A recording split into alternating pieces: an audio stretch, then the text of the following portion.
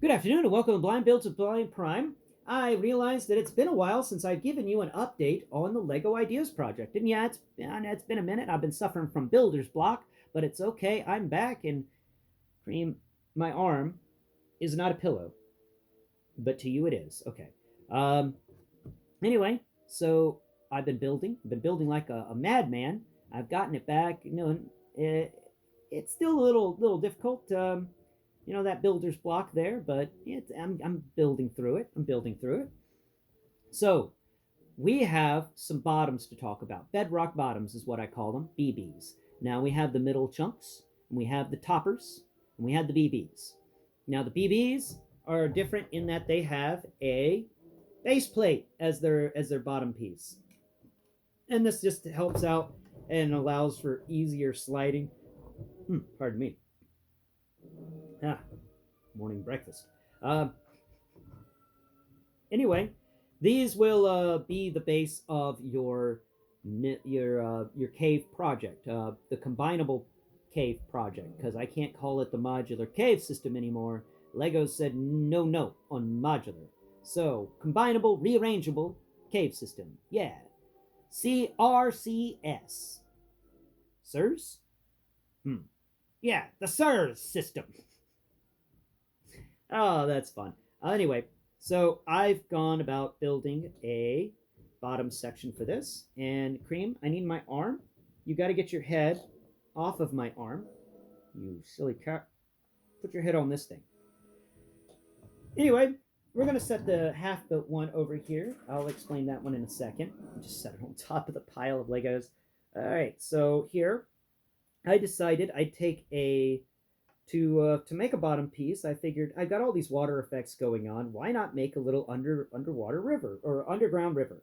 So I've got a little underground stream. I didn't make it wide enough to be kind of a river. It's only 4 studs wide.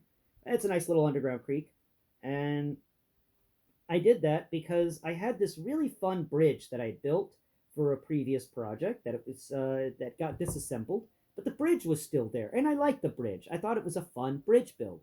What I did is I took 2 of those rectangle pieces that are, what is that, 4 studs wide by like 6 studs long, and I put 2 of those guys together and made those Technics rectangle pieces that have all the Technic pieces all around them.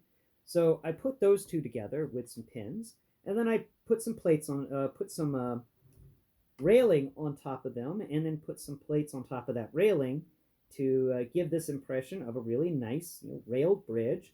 And I used some pins that had studs in them, pins with studs, to put some little stud on the side construction on either side of the bridge to just kind of give it a little color and give it a little bit of a rugged feel to it. Yeah, because I don't like leaving just pins blank. It annoys me.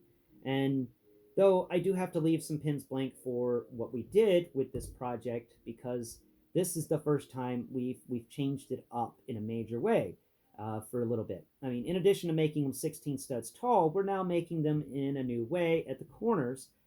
Seawall, a friend of mine who comes over and assists with these structures, he hasn't been on any of my videos, but he has been helping me build the Lego cave system for a while, and he built me something that I'm looking for right now, which I don't remember where I put it. What did I do with it, Cream? Do you remember? Huh? Let's see. It's not over there. Crap. What did I do with it? Well, he built me a fun little tool that I just had a minute ago, and then I set it off to the side, and you know how it happens. Here it is. Okay, so Seawall came over, and he had an idea to help me make this cave system just a little bit more interesting, and he figured, why not put some studs on the side? I don't know what that is. I just broke off. Oh, okay. Why not put some studs on the side, and then put some pins, not studs on the side.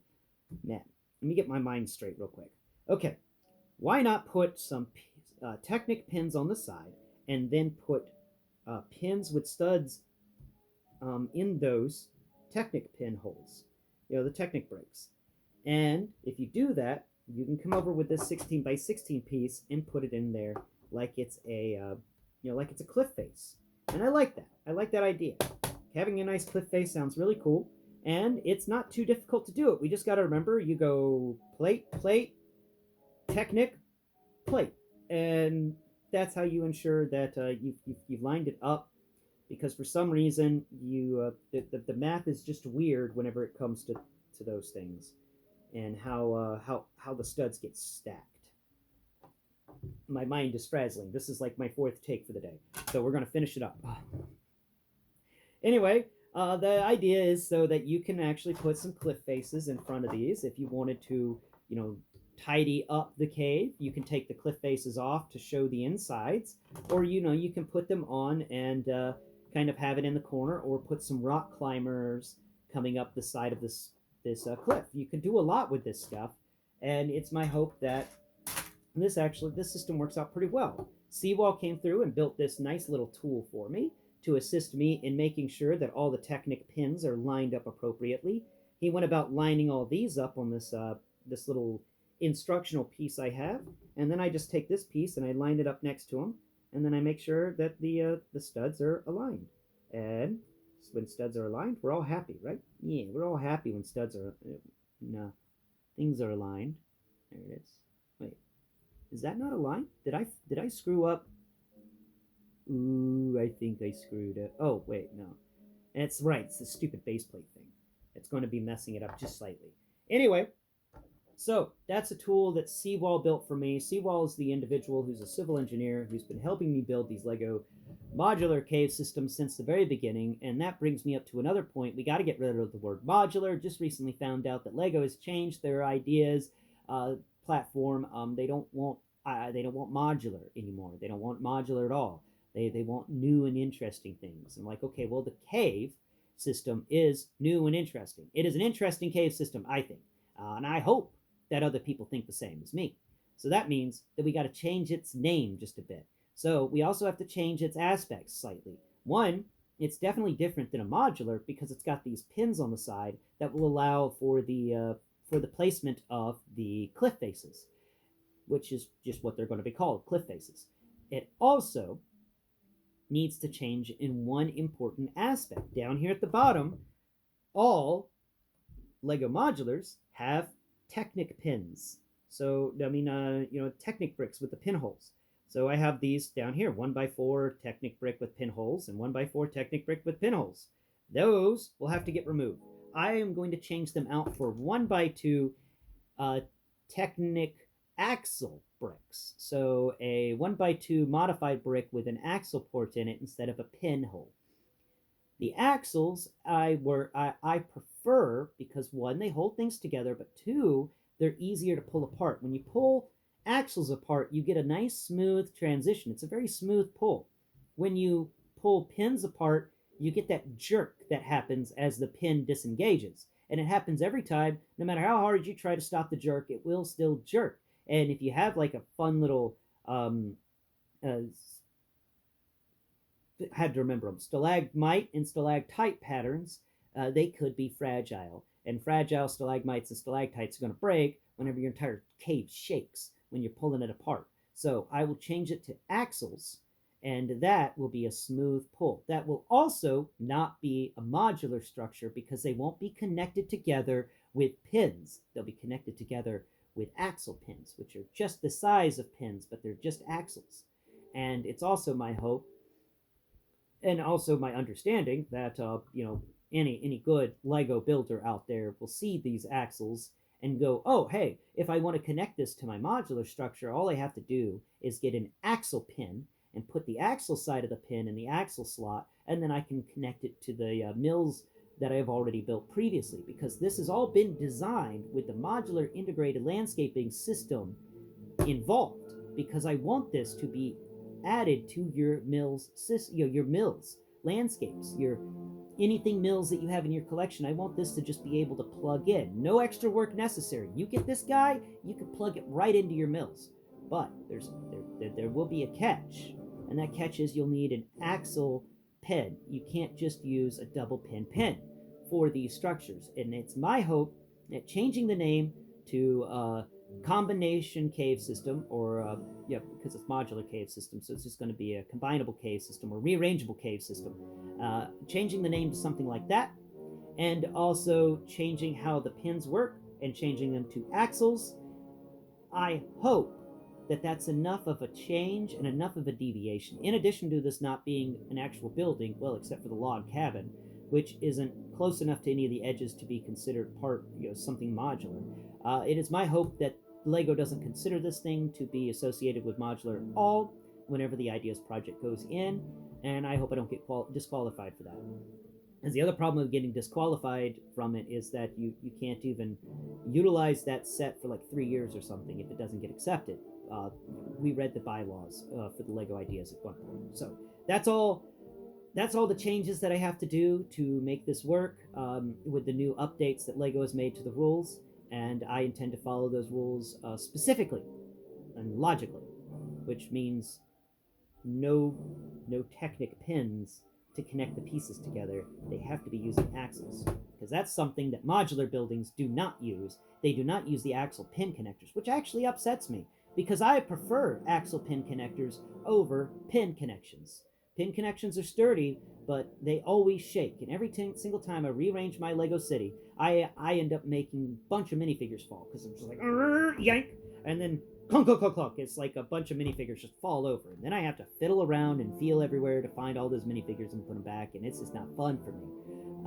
Anyway, back to this. Sorry. So, for this side of the structure here, because when I build these things, I do try to think my best of, okay, if this was an actual, like, an organic cave that was made with erosion and time, then you need to consider how that would have occurred, and you need to build appropriately for that occursion. For instance, I've got this little underground river running right here. No, that's not there. It's over here. There it is. Okay, so we got this little underground river. I decided, why not make it seem like this little underground river actually started way up here?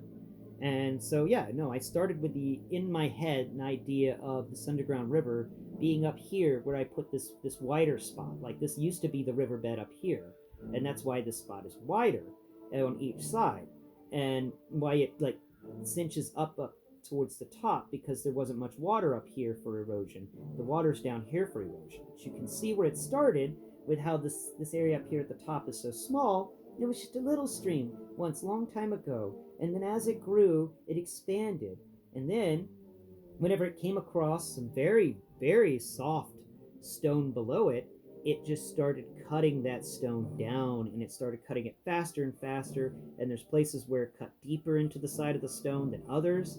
And that was what I was going for, is just the erosion away that the water's created right there by flowing through this tunnel.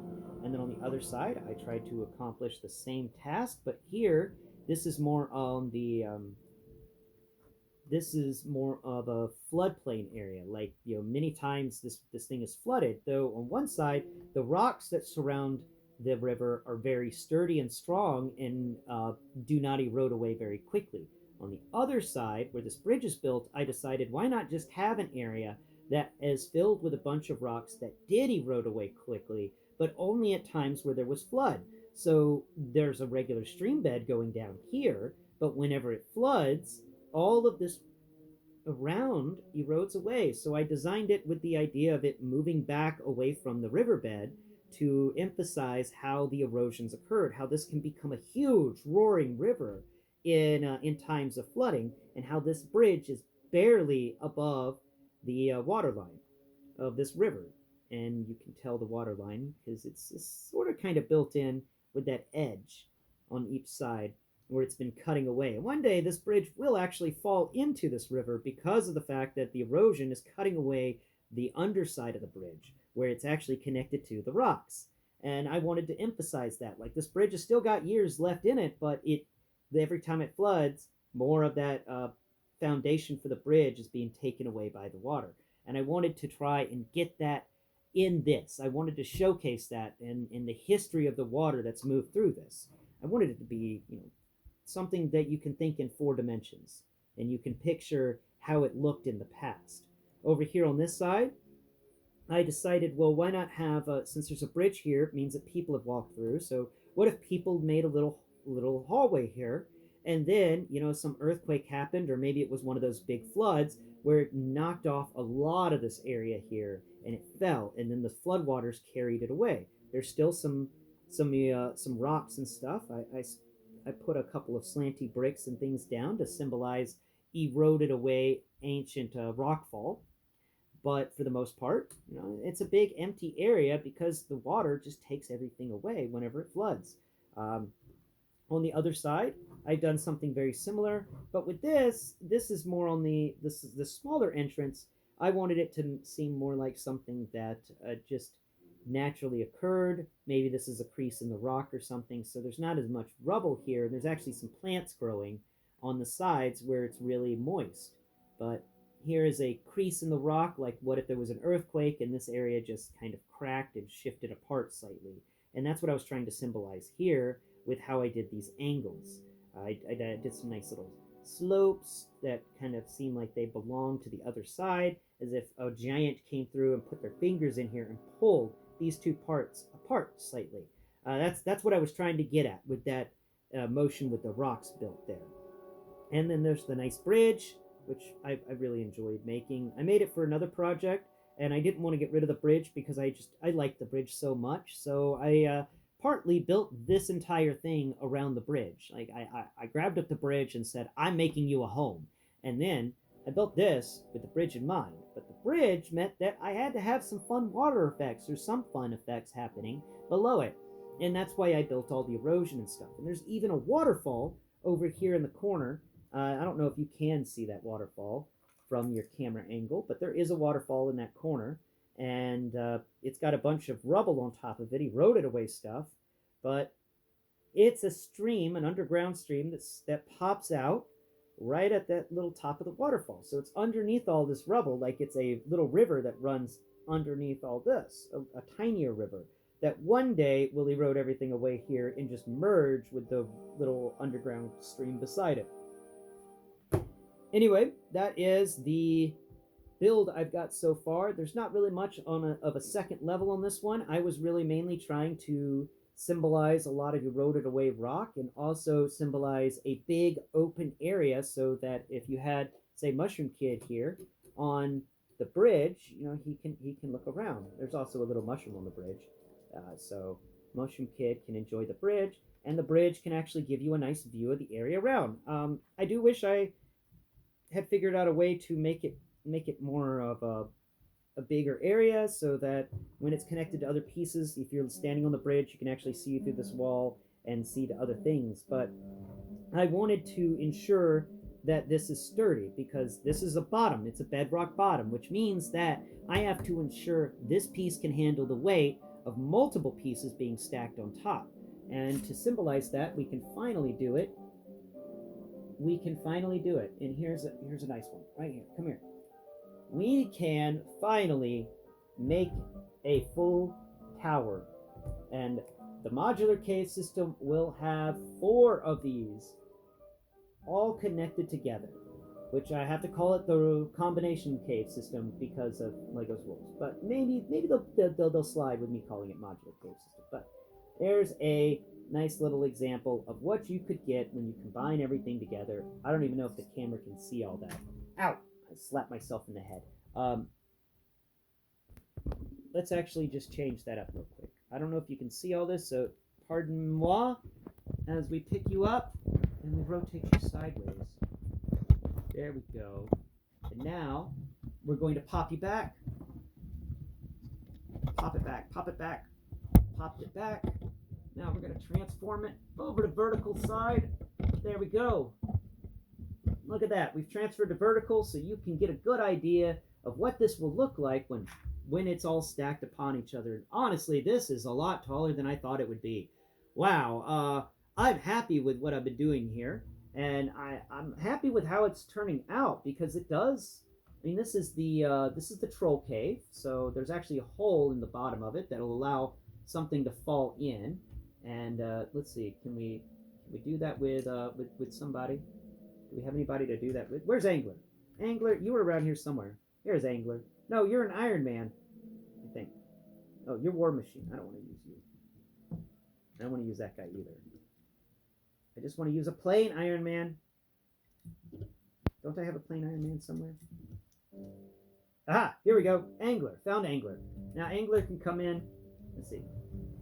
We're going to put it around the side so Troll's watching that. So Angler can come in from this area here, which we're just going to call this Angler to like slip into the side cave chunk of this and then could fall all the way down here. And she got stuck on this area. And then she can roll off the corner of this little corner piece I have here that I even forgot I built. Yeah, come here, Angler, get in my fingers. Here you go. Roll off the thing. There you go.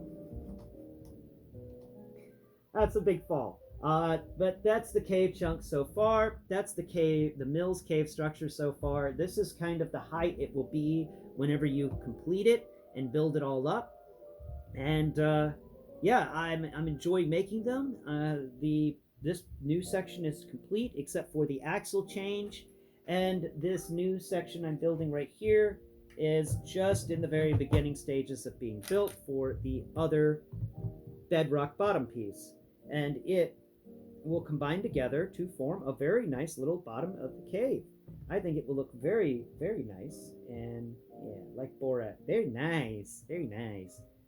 Anyway, Cream, you pushed my clicker. There it goes. I have been Blind Prime, and this has been my modular cave system, which we'll be calling combination cave system or something better. I know modular cave system was just a good name. Darn it, Lego. Now I gotta change my favorite names. Nuts.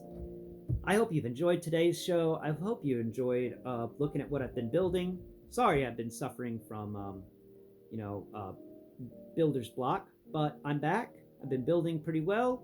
I'm well on my way to completing the second of the 4 bedrock bottoms, and once we're done with those, then we'll go about changing the axle pieces and making this structure to the finishing point. Once we're done with the bedrock bottoms, I'd consider this to be 90% complete, and the last 10% will be finishing touches, going in, fixing things that are messed up, changing out some colors, doing maintenance to make it just the best possible product it can be so that we can win that LEGO Ideas competition. Here's to Modular Cave System LEGO Ideas 2025. Until next Prime, bye-bye for now.